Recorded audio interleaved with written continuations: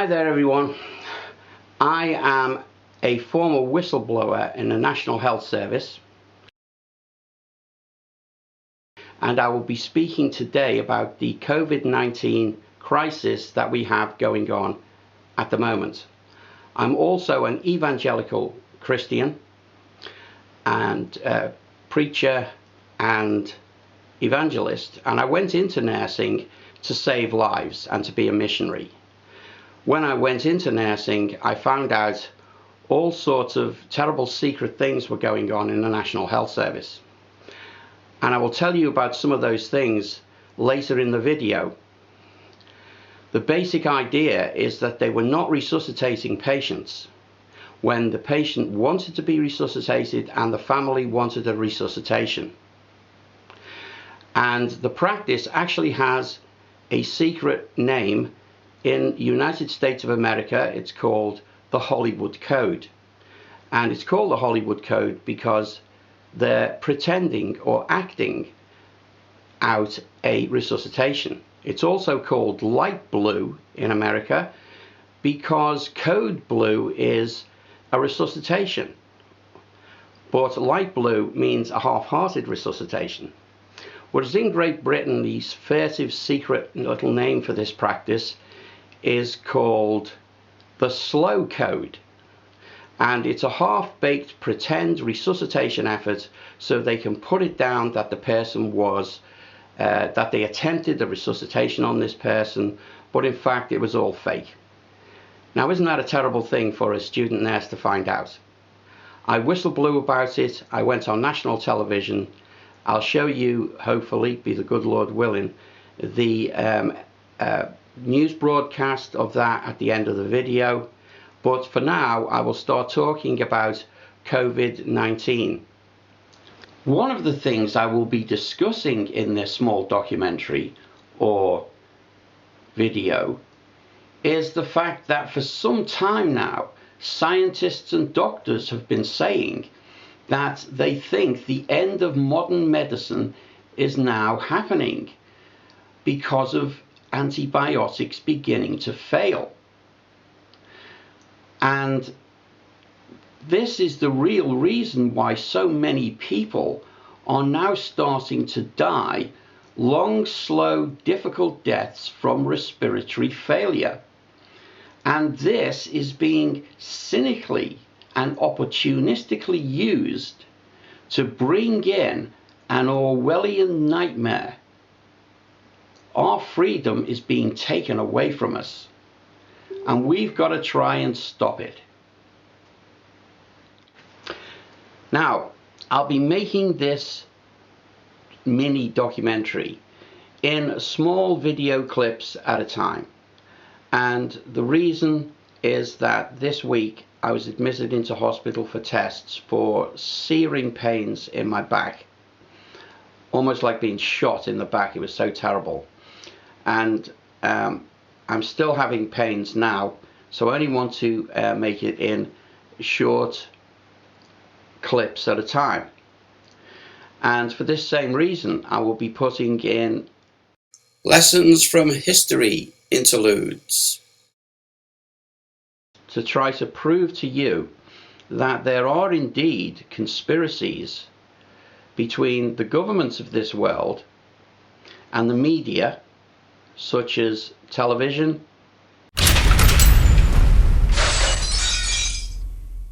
the internet, newspapers, magazines, radio, and the scientific and medical community, that these really do exist, even if sometimes it is a conspiracy of complete complacency and just not wanting to risk their jobs in order to stand up and be counted for the sake of the general public. So,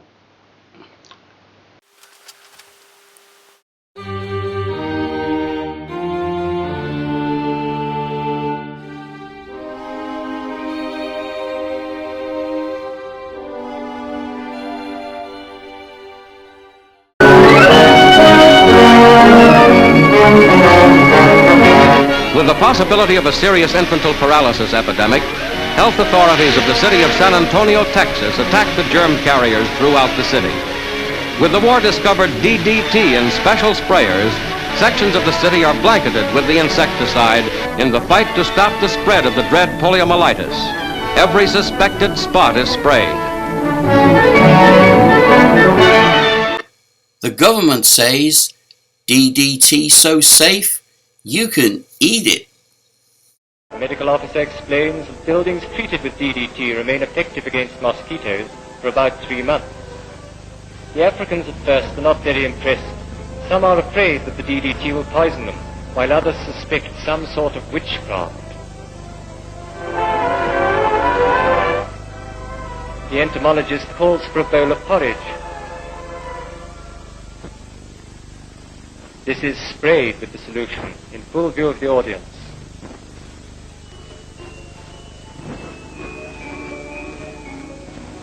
He now eats several spoonfuls of the mixture to show that the contaminated food is harmless. Even this fails to convince the audience.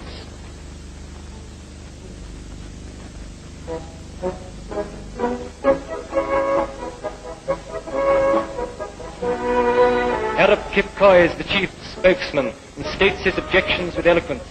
He says that the new medicine is a bad poison that may exterminate the whole tribe. The first time I got a can that had a little bit in it, I sprayed it just to see what it smelled like. And man, it just brought back instant memories of being a young kid when the mosquito fogger used to come through town. And all us kids would run out and play in the fog. We'd all yell, "Here comes the spray man," and they'd all get on their bicycles and follow him through town. And that's just the way it was. Get on their bicycles and follow him through town, and that's just the way it was.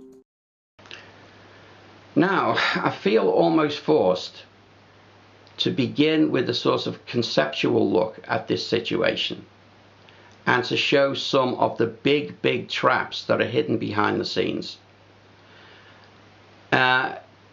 Basically, the general public are on the verge of making a giant breakthrough where we can prove that the first 1 million statistics that we have been given are very unreliable and even bogus about how many people are supposed to have been infected with COVID-19 to a serious extent and have died from it.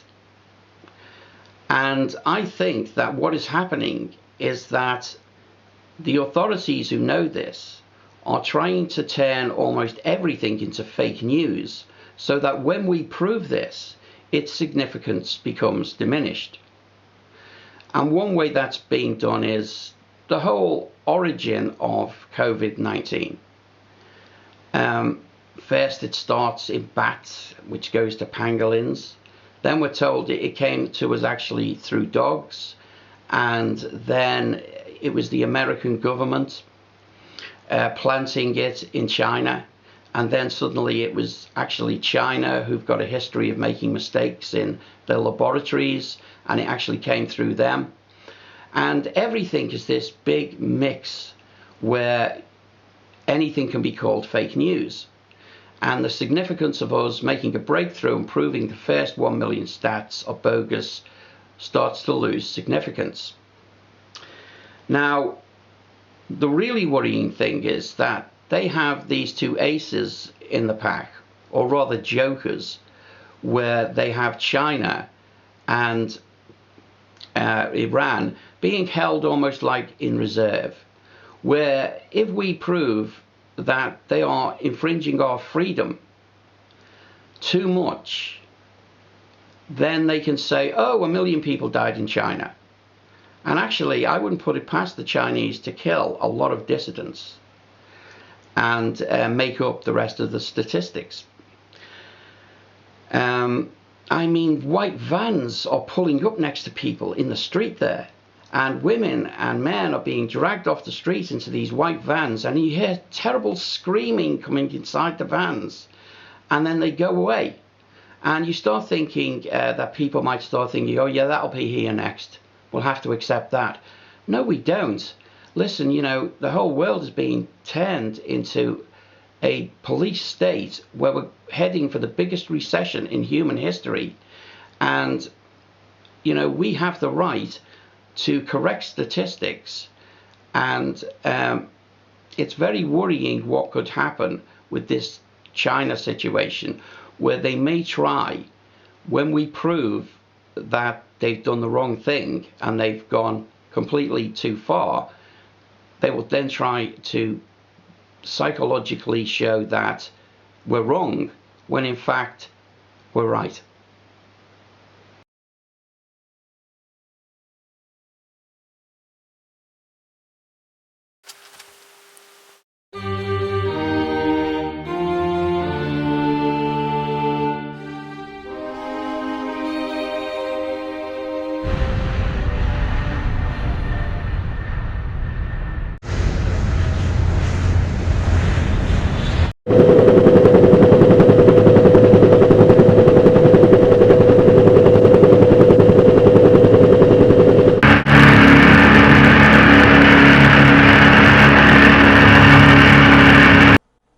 According to Vietnam Ministry of Foreign Affairs, there are still 4.8 million Vietnamese people to be victims of Agent Orange.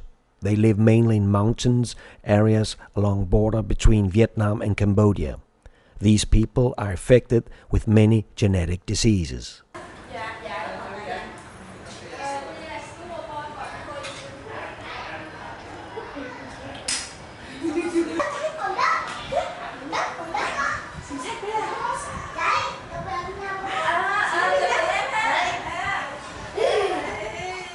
In Saigon, you will find the hospital whom treats war children in third generation with Agent Orange effects.